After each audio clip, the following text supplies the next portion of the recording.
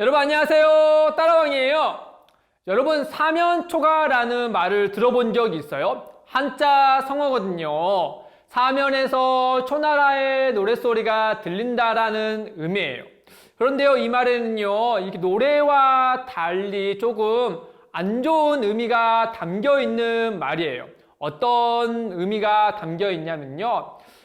천하를 두고 초나라와 한나라는 두 나라가 서로 간에 세력을 넓히기 위해서 오랜 기간 전쟁을 일으켰어요.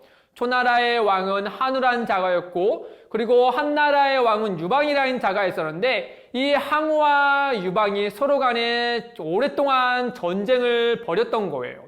그런데 전세가 점점점 초나라는 패배하게 되고 한나라는 점점점 승리를 올라가고 있던 거였던 거죠. 그러자 결국에는 초나라가 한나라에 의해서 해야라는 곳에서 완전히 고립되고 말았던 거예요. 그러자 이 초나라 안에는 군사도 점점점 없어지고 군량미도 떨어지고 사방은 한나라에 의해서 다 막히게 되자 그야말로 절망 중에 있었던 것이죠. 이 초나라의 왕 항우는 절망 속에 있었을 때 어느 날에 갑자기 자신의 고향에서 즐겨 불렀던 초나라의 노랫소리가 들려오기 시작을 한 거예요. 어디서부턴가 초나라의 노랫소리가 들려오자 그 고향을 그리워하는 마음과 또 정말 그곳에 갈 수 없은 이 상황을 보면서 매우 안타까워하며 절망 중에 있었던 것이죠. 알고 봤더니 한나라의 왕이 초나라 사람들의 포로를 잡아와서 그들로 하여금 자기의 고향의 노랫소리를 슬피 부르게 했던 거예요. 그래서 결국 초나라 왕은 자신의 고향도 다 점령됐구나. 이상 간다 하더라도 갈 곳이 없구나. 이제는 한나라에 의해서 완전히 포위되고 말았구나. 그렇게 한나라에 의해서 초나라는 다 점령되고 멸망하고 말았거든요. 이처럼 그 사방에서 초나라의 노랫소리가 들린다는 의미는 사방이 다 막혀서 절망 중에 절망에 처하게 됐다라는 의미로 사면초가에 빠졌다라는 말을 오늘날 우리가 사용하곤 하죠. 이처럼요, 오늘 우리가 읽은 성경에 보니까 유다왕 히스기야도 이처럼 사면초가의 상황에 놓이고 말았어요. 당시에 급부상하고 세력을 넓히며 막강한 힘을 자랑했던 아수르가 북이스라엘을 다 점령하고 이제는 남쪽으로 내려오면서 유다의 땅 여러 성읍들을 점령하기 시작했던 거예요. 그렇게 힘없이 유다의 성읍들이 다 무너지기 시작하면서 이제는 유다의 최고의 수도인 예루살렘만 거의 남게 되었던 거예요. 그 예루살렘에는 히스기야와 여러 군사와 백성이 있었지만은 그 예루살렘에 둘러싼 아수르 군대가 무려 18만 5천 명이 넘는 군사였고 정말 그 가운데 사방이 아수르에서 의해 막히고 또 그 안에서 고립되어진 히스기야와 이스라엘 백성들은 마음이 무겁고 절망 중에 있었던 거예요. 하필이면 그 아수르의 수하였던 랍사게가 그곳에 와서 무분별하게 살생할 것이 아니라 너희는 더 이상 고립되어서 희망이 없으니 이제 포기하라 라는 말로 그들에게 이렇게 위협적인 말을 외쳤다라고 해요.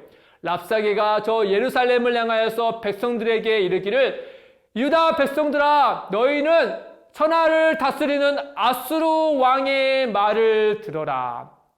그가 너희에게 이와 같이 말씀하신다. 너희는 히스기야 왕의 말을 듣지 말아라. 그가 너희에게 이르기를 우리의 하나님께서 우리를 구원해 주실 것이다 라고 말을 하고 있다 하지만 그걸 믿지 말아라. 그거는 완전히 거짓이다. 보아라. 너희와 같이 자신들이 믿는 신이 자기를 구원해 준다고 믿었던 여러 나라들이 결국에는 아수르 왕 앞에 무릎을 꿇지 않았느냐? 너희도 결국에는 아수르 왕 앞에 무릎을 꿇게 될 것이니 너희는 히스기야의 말을 듣지 말아라. 포기하거라. 항복하거라. 라고 하면서 위협적인 말로 여호와 하나님을 모욕하고 히스기야 왕을 모욕하는 말로 랍사게가 그 예루살렘을 향하여서 외쳤던 거예요. 여러분, 그 이야기를 들었던 수많은 유다 백성들이 얼마나 두려웠겠어요. 누가 봐도 온 예루살렘에 18만 5천 명이 넘는 군사에 의해서 포로 또 포위되었고, 또 그 예루살렘 안에서는 군사들이 점점점 줄어들고 군량미는 없어지고 먹을 것과 마실 것이 사라지고 있는 그때에 그 마음마저도 그 랍사게의 말을 듣고 두렵고 떨리고 완전히 땅으로 내려앉게 되지 않았겠어요? 여러분, 히스기야 왕도 마찬가지였겠죠. 백성들과 전혀 다를 바 없이 그도 두려웠을 거예요. 그런데요, 히스기야는 그 두려움에 의해서 좌절하고 낭망하는 것이 아니라 그는 오히려 그 아수르 왕에게 보내어진 그 편지를 들고 여호와 하나님 앞에 성전에 나아가서 그 편지를 펴놓고 하나님께 이렇게 기도했어요. 온 만물을 창조하시고 다스리시는 하나님, 우리를 백성 삼아주신 여호와 하나님, 저들의 하나님을 모욕하는 소리를 들으십시오. 저들이 여호와 하나님의 백성을 모욕하며 악행을 행하는 저 모습들을 두 눈으로 보십시오. 저들은 이릅니다. 우리에게 포기하라 이릅니다. 저들은 우리에게 말을 합니다. 수많은 신들을 자신들이 점령했다고, 그들을 믿을 게 못 된다라고 우리에게 말을 합니다.